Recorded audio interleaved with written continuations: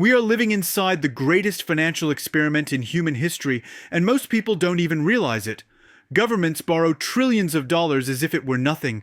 Central banks create money with a few keystrokes. Families take on 30-year mortgages as casually as grocery shopping, and yet we still talk about debt as if it is normal, harmless, and permanent. The truth is far more unsettling.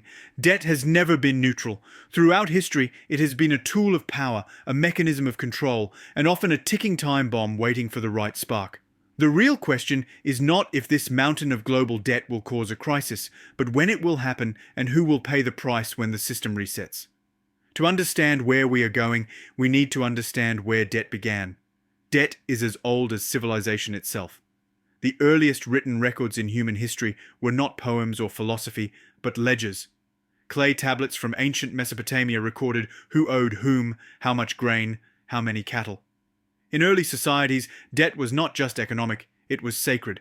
Kings and priests enforced debts, and at times erased them completely through jubilees to prevent social collapse. Ancient rulers understood something modern leaders prefer to ignore. You cannot bind an entire population with debt forever. Eventually, the system breaks. During the Renaissance, debt evolved alongside banking families like the Medici. What began as grain and cattle became gold, credit, and leverage. Kings and popes borrowed vast sums to fund wars, cathedrals, and empires.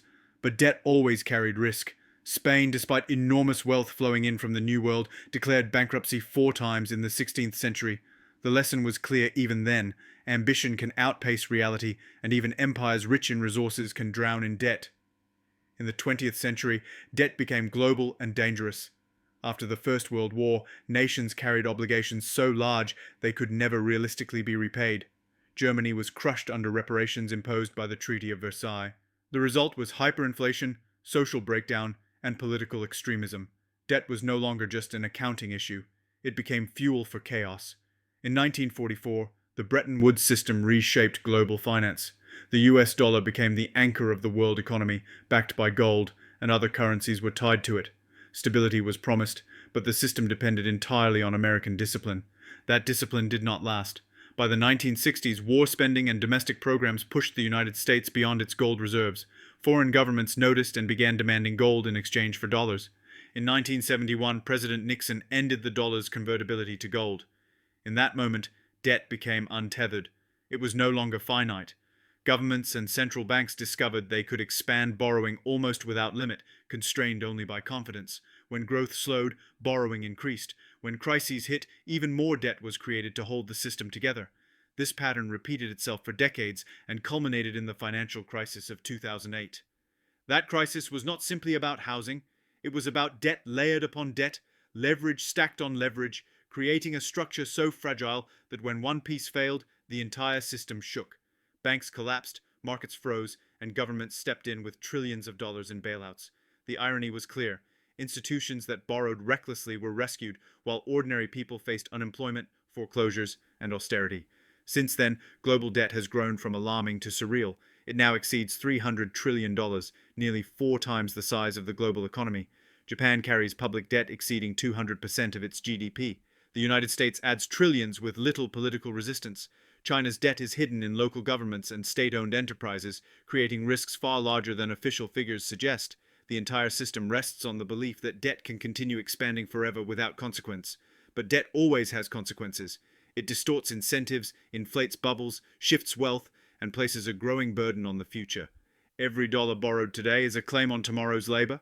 History shows that debt always ends one of 3 ways. It is repaid, inflated away, or defaulted on. There is no fourth option. Today, inflation is the most politically convenient path.